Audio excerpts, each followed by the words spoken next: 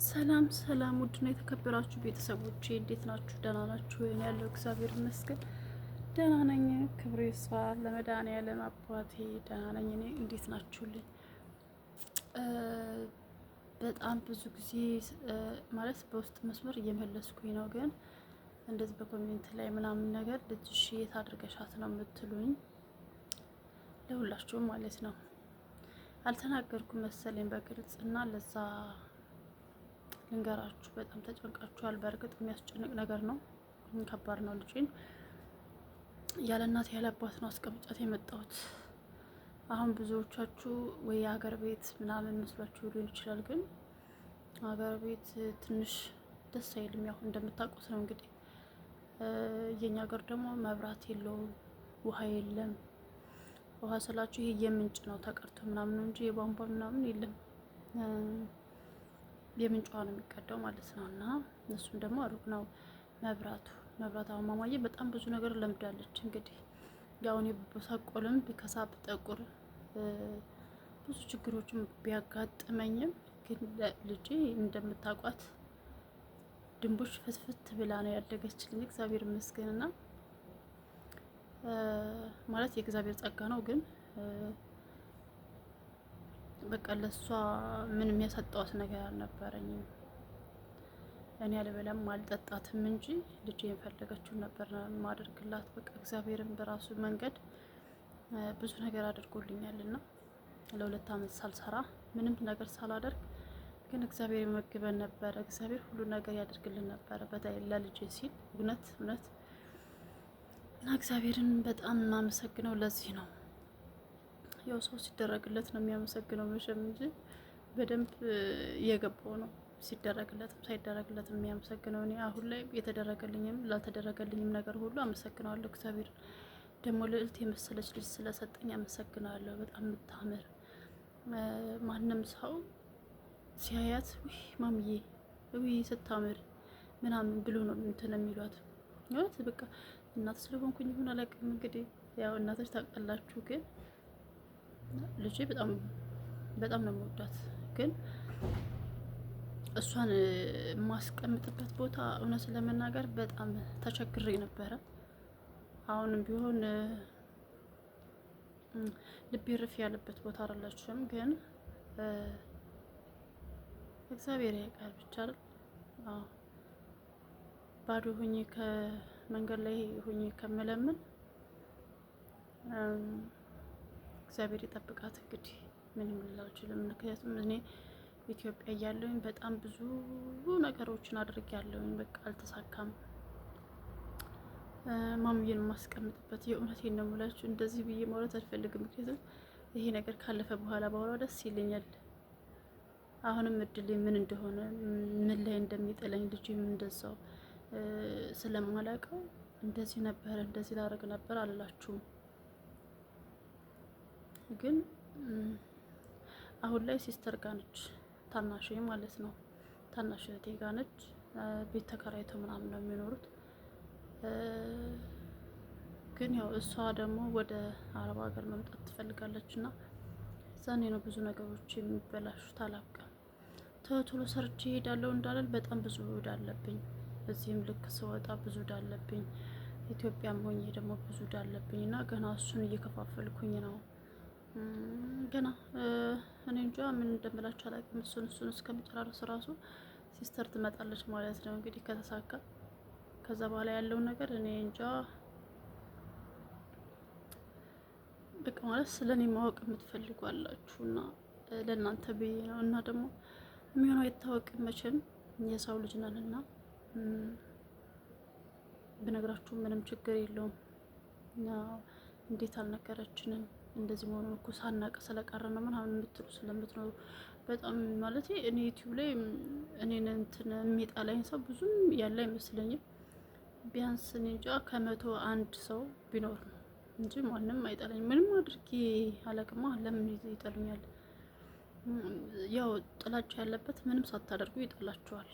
ግን አሁን ላይ እኔ እውነት ለመናገር ወጥቼም ስሰራ ቶሎ ሰርቼ ተለውጬ ቶሎ ወደ ልጄ መመለስ ነበር የምፈልገው እና አሁን ግን በቃ የሆነ ነገሮቹ ያደክማሉ። እውነት ለመናገር በቃ የሆነ ሳስባቸው ራሱ ድክም ትክት ነው እያለኝ ያለውና ሁሉ ነገር እንዳሰብኩት አላገኘሁትም።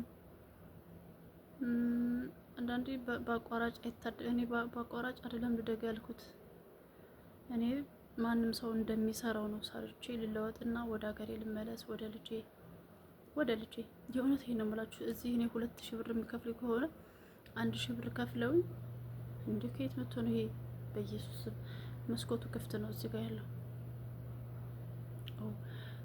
1000 ከፍለውኝ ልጄን አምጥተው ቢይዙልኝ እንዴት ደስ እንደሚለኝ እግዚአብሔርን። ግን አይሆንማ።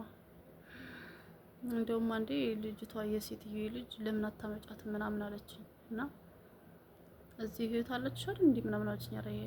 ኧረ ታናሽ እኮ ናት ታዲያ ትንሽ ናት ምናምን አልኳት። ያው እሷ የምታውቀውን አውቃ ነው እንጂ እኔ እህት የለኝም። በእርግጥ እንደዚህ ያስገባችኝ ልጅ ምናምን እህቴ ናት ስለምላት በዛ ምክንያት ነው እንደዚህ ያለችኝ። እና ኧረ እሷ ትንሽ እኮ ናት ታዲያ እዛ ላይ ደግሞ እንደኔ መዳም ቤት ነው የምትሰራው ምናምን አልኳት ማለት ነው። እና በቃ እዚህ መታ ለምን አትኖርም እንደዚህ ከምታስቢ በቃ ምናምን አለችኝ። እና በቃ ሁልጊዜ ነው የምተክሰው። ከሚገርማችሁ ሁልጊዜ ስለ ልጄ ምን እንደምላችሁ አላውቅም። በቃ ሁሉ ነገሯ ይናፍቀኛል። ሳውራት ደግሞ የሆነ አማርኛ ጨምራለች። እንዴ ዝም ደግሞ ምንድን ነው የሚሰራው? ስማሙድ ጨዋታው ይናፍቀኛል። አማርኛውን ስትቀይር ምን አለበት? ይሄን አማርኛ ስትቀይር ማለት አማርኛ ስታወራ አጠገባ በሆኑና ደስ ባለኝ እሰይ ልጄ ጎበዝ ልጄ ብላት በቃ የሆነ ብቻ እኔ በምፈልገውና እሷ በምትፈልገኝ ሰዓት ነው የተለያየ ነውና እኔ እንጃ እንዴት እንደምላችሁ አላውቅም። አሁን ብዙዎቻችሁ በርግጥ ልጆቻችሁ ልጅ ኑሯችሁ ምናምን ትታችሁ መታችሁ ይሆናል። ግን ወሳኙ ነገር አስቀምጣችሁበት የመጣችሁት ቦታ ነው። የኔ ከባድ ነው። ምክንያቱም እናት ታዲያ ለምን መጣሽ እናት አይደለሽ ምናምን የምትሉ አትጠፉም እኮ እናንተ። እንደዛ ለማለት በራሳችሁ ላይ ሲደርስ ነው። የኔን ይስጣችሁ ማንንም ማለት አልፈልግም። ምክንያቱም እንደዚህ ስታዩኝ ጤነኛ ነኝ አይደለ? ግን ውስጤን የማውቀው እኔ ብቻ ነኝ። ስንት ነገር አጥቼ መሰላችሁ ወደዚህ ስመጣ በጣም ብዙ ፈተናዎችን አልፌ ነው። እዛ ከሆንኩኝ ጎዳና ላይ እንደምወድቅ እርግጠኛ ነበርኩኝ። በቃ እርግጠኛ የእውነት ነው የምላችሁ። እግዚአብሔር አለ። ግን ካልሰራችሁ የሆነ መንገድ ካልቀየራችሁ ያላችሁበት ቦታ ላይ ተቀምጣችሁ የፈለገው ነገር ብትፍጨረጨሩ ምንም አታገኙ። ኢትዮጵያ ላይ እንደምታዩት ነው። ሁሉም ነገር የወደቀ ነው። ስራ 3000 ብር ብትገቡ ቤት ኪራይ 4000 ብር ነው። የቤት ኪራይ 5000 ብር ነው። ቆርቆሮ እንኳን ማለት ነው እስከ 2003 እስከ 2500 እስከ 2008 ይሄ ጥያዋ ቆርቆሮ ቤት ማለት ነው። አሁን እንደውም እሱ ጨምሯል። ለሱ እንኳን ቤት ኪራይ አጥቼ ተደብቄ ነው የዋልኩበት ቀን። እስኪ ተውኝ። ለዛ ነው እና ብቻ እግዚአብሔር ልጅን ይጠብቅልኝ። እኔ አላውቅም። እግዚአብሔር በዚች ምድር ላይ ለልጄ ብቻ ሲል እኔን የሚያኖረኝ ልጄን ደግሞ ደህና ትሆንልኝና ልጄ አሁን ለጊዜ ያለችው ከታናሽ እህቴ ጋር ነች። ያው ግን ታናሽ እህቴ ወደ አረብ ሀገር ትመጣለች። አትምጪ አይባልም። ምክንያቱም ወደዚህ ለመምጣት እኔ ብር እንድከፍላት ነው እሷ ልጄን ያዘቻት እና አማራጭ ስለሌለኝ ነው። እኔ በጣም ብዙ ሰዎችን ሞክሬያለሁ፣ ከቤተሰብ ሞክር በቃ ያልሞከርኩት ነገር የለም። ግን ምንም ነገር የተሳካ ነገር የለም። አሁን እንግዲህ አንዳንዴ እንደ ድል ነው እና ድል የሆነና እንደዚህ ልጅም አሰቃየኋት። እኔ ፈልጌ እሷ ሳትፈልግ ወደዚች ምድር መጣ ተሰቃየች ልጄ እና ይሄንን ይመስላል። ለማንኛውም ጸሎት አድርጉ። ልጄ መቼም ኢትዮጵያ ውስጥ ያለውን ነገር እያያችሁ ነው። በጣም ከባድ ነው። ሁሉም ነገር ከባድ ነው። ሴት ልጅ ሲኖራችሁ እኔ እንጃ ጌታ ሆይ ከእንደዚህ አይነት ከመጥፎ ነገር ልጄን ይሰውርልኝ። አደራን ፈጣሪ በቃ ጸልዩ፣ እንድትጸልዩ ነው ፈልገው። በቃ ለሁሉም ለሀገራችን ጸልዩ። የሚሆነውን ነገር እያያችሁ ነው። በጾም ደግሞ አትዝለሉ፣ አትጨፍሩ። አሁን አላችሁ አንዳንድ በቲክቶክ ማለት ነው የምትጨፍሩ የምትዘሉ ስንት ነገር ህዝብ እያለቀ እኔ እንጃ በቃ ማለት ጾም ነው። ቢያንስ ጾም እስከሚያልፍ ድረስ እንዶ መዝሙሩ ምን እንዶ እንደዛ ብታረጉ ነው የምለው። እና የልጄ ጉዳይ ይሄ ነው እንግዲህ። ያሳሰባችሁ መቼም ይሄ መልስ ነው ብዬ አስባለሁ። እንግዲህ ልጅ እየተማረች ነው፣ ግን ከእህቴ ጋር ነች አሁን ያለችው እላችኋለሁ። እንዳልኳችሁ ነው እንግዲህ ለምን እናትሽ ጋር አትሰጫትም ምናምን ለምትሉኝ ደግሞ እናቴ በጣም ደካማ ናት። ሲጀመር ልጅ ብዙ ነገር ለምዳለች እዚህ ከተማ ላይ ማለት ነው። እና እዛ ወስደን ብንጎልታት በጣም ከባድ ነው የሚባት። ትምህርት ቤት ደግሞ በ5 በ6 አመቷ ነው የምትገባው። እሱንም ደግሞ የ1 ሰዓት የ2 ሰዓት የእግር መንገድ ነው። እሱን እያየው እንዴት አድርጌ ትቻት ልምጣ? ማዘር ደግሞ ሲያማት ጸበል ስትሄድ ሐኪም ቤት ስትሄድ ይቺ ልጅ ማንም ይዛት? ሴት ልጅ የለም ቤታችን እንዳለን ወተናል፣ 3 ነን ወተናል በቃ። እና ታዲያ አሁንም ለዛች የምትሉ ሊሆን ይችላል ለእንትን ለእህትሽ ለወንድምሽ ምናምን የሞከርኩት ነገር የለም። ግድ የላችሁም እኔ ከአቅሜ በላይ ስለሆነ ነው።